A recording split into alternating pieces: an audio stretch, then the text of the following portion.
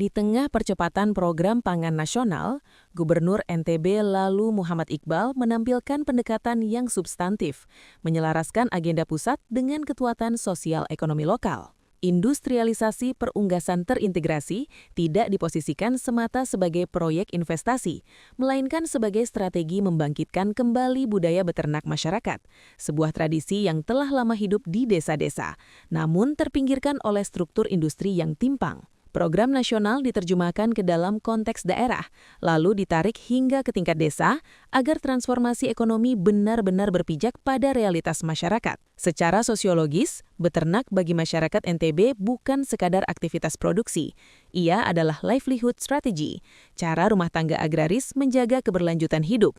Ternak berfungsi sebagai tabungan keluarga, penyangga saat krisis, sekaligus model sosial dalam siklus kehidupan masyarakat. Namun selama puluhan tahun, posisi peternak lokal terjebak di hilir paling bawah, membesarkan ternak tanpa kendali atas bibit, pakan, pengolahan, maupun pasar. Inilah yang membuat pendapatan peternak rentan, sementara nilai tambah justru dinikmati industri besar dari luar daerah. Karena itu, pembangunan industri perunggasan terintegrasi perlu dibaca dalam kerangka value chain development. Pendekatan ini menekankan pentingnya penguasaan rantai nilai dari hulu hingga hilir, mulai dari penyediaan DOC dan pakan, proses produksi, pengolahan pasca panen, hingga distribusi dan pemasaran. Secara teoritis, integrasi vertikal seperti ini terbukti mampu meningkatkan efisiensi, menekan biaya produksi, menstabilkan harga, serta memperkuat posisi tawar peternak rakyat. Ketika hulu dan hilir dikuasai daerah, maka peternak tidak lagi sekedar menjadi objek pasar, melainkan bagian dari ekosistem industri. Lebih jauh, yang sedang dibangun di NTB bukan hanya sistem produksi, tetapi juga tata kelola pembangunan yang bersifat lintas level. Pemerintah pusat menyiapkan kerangka kebijakan dan pendanaan, provinsi bertindak sebagai orkestrator, kabupaten kota mengawal implementasi teknis, sementara desa menjadi simpul utama produksi dan pemberdayaan. Inilah praktik multi-level governance. Pembangunan tidak bergerak satu arah dari atas ke bawah, melainkan melalui konsolidasi aktor dari berbagai tingkatan pemerintahan.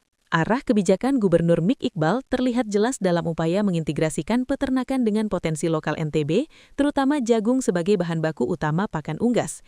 Ketergantungan pada pasokan luar daerah ingin diputus melalui pembangunan pabrik pakan lokal, riset protein alternatif, serta skema pembiayaan kur bersubsidi bagi peternak rakyat. Di saat yang sama, peran BUMN diposisikan sebagai penyedia input strategis, sekaligus off-taker, agar hasil produksi terserap pasar secara berkelanjutan.